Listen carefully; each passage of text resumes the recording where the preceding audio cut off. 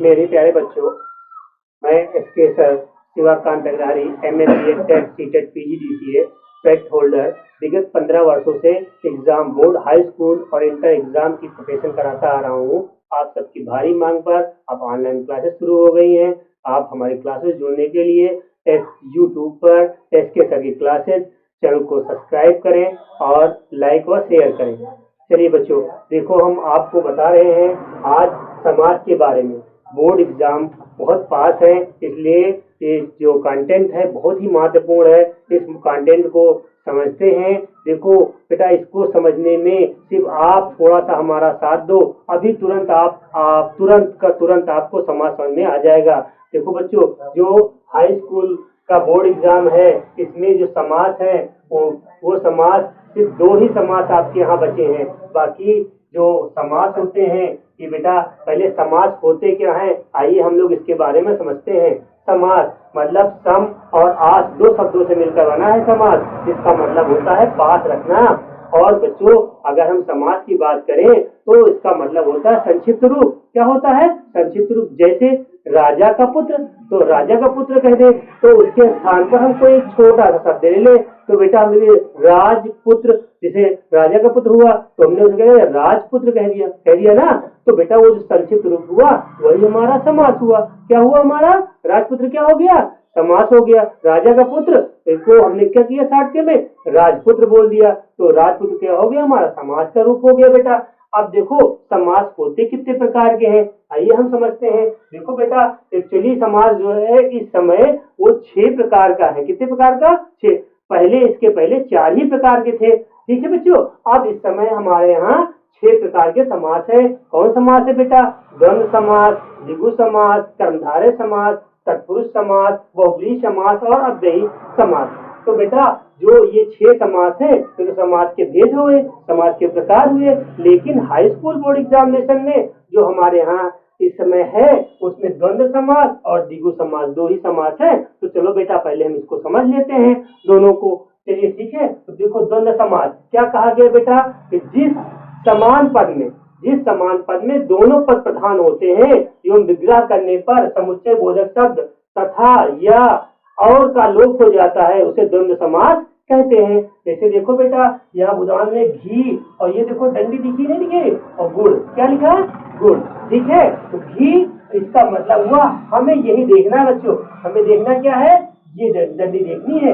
इसी डंडी से हमको पहचान करनी है कि ये समास कौन सा है, और हमें कुछ नहीं करना है, हमें डंडी देखना है और ध्यान देना है। इस डंडी का मतलब और होता है हिंदी में, संस्कृत में चा होता है और हिंदी में होता है और। हिंदी में क्या होता है? और होता है। तो देखो यहाँ पर घी और ये गुड़, इसका क्या मतलब हुआ? घी और गुड़ हुआ। विग्रह करने पे क्या मालूम हुआ हमको? घी और गुड़ मालूम हुआ। देखो दाल, यहाँ हमने रोटी लिखी है बच्चों, तो इसका मतलब क्या हुआ?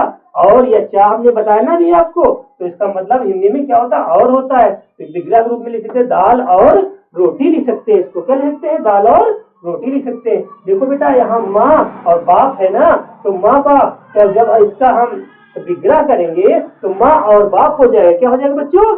माँ और बाप हो जाएगा। नमक और मिर्च, देखो नमक और मिर्च, तो यहाँ पर हमने विग्रह करने पर और जो अगर सब निकल के आ रहा है तो वो हमारा कौन समास है? द्वंद्व समास है। अगर हम इसको पहचानने में दिक्कत कर रहे हैं तो हमें ये डंडी देखनी होगी बीच वाली। क्या देखनी होगी बच्चों? बीच वाली डंडी देखनी होगी। अगर ये बीच वाली डंडी है तो ये कौन समास है बच्चों? द्वंद्व समास है। कौन समास है बच्चों? द्वंद्व समास। तो हमें पकड़ना क्या है आपको?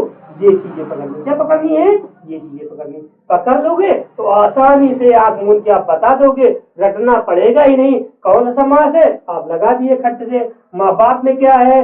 दाल भात में क्या है ना? पति पत्नी में क्या है? तो जब जहां पर भी ये डंडी बीच में दिख जाए, आपको क्या समझना है? तो कौन समास है? द्वंद्व समास। कौन समास?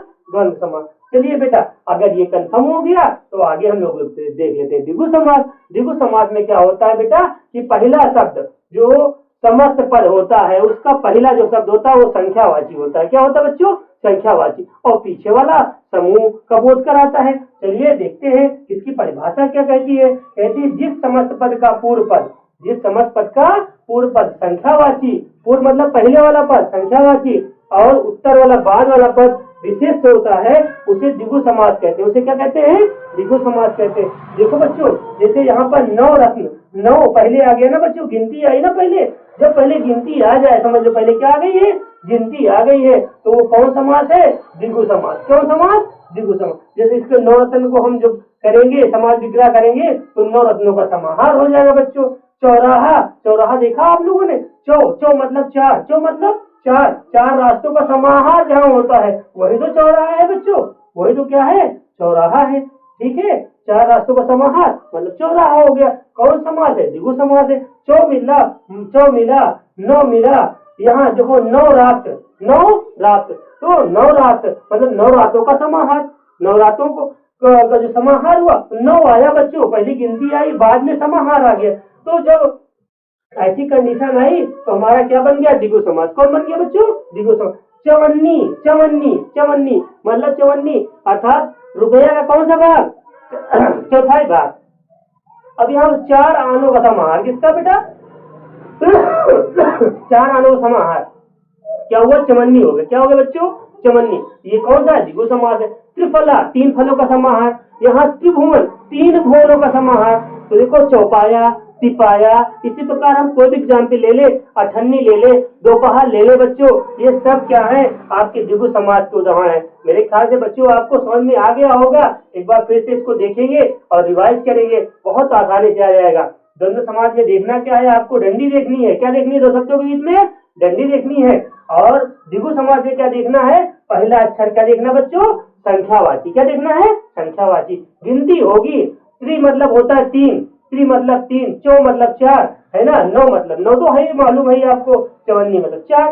तो जब पहले गिनती आ जाए बच्चों, क्या आ जाए? पहले गिनती आ जाए तो कौन समास है वो? द्विगु समास। और बीच में डंडी दिखाई पड़े तो कौन समास? द्वंद्व समास। बस इतनी सी बात है बच्चों, इसको समझ लीजिए। आपकी किताबों में बहुत सारे एग्जाम्पल दिए गए हैं, आप उनको देखिए और फिर बाकी चीजें हम अगले वीडियो में डिस्कस करेंगे। ठीक बच्चों?